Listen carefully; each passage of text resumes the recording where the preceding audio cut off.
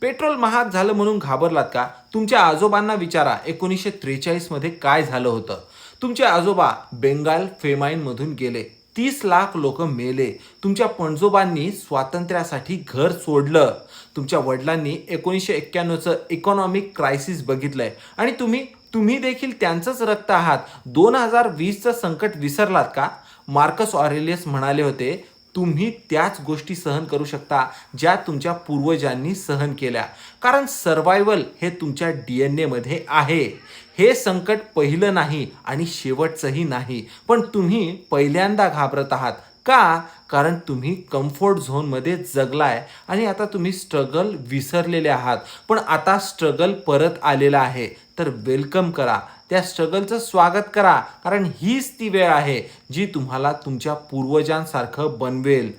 ते टिकले, तुम्हीही टिकाल. टाईप करा, मी टिकेन, जर तुम्ही हार मानणार नसाल.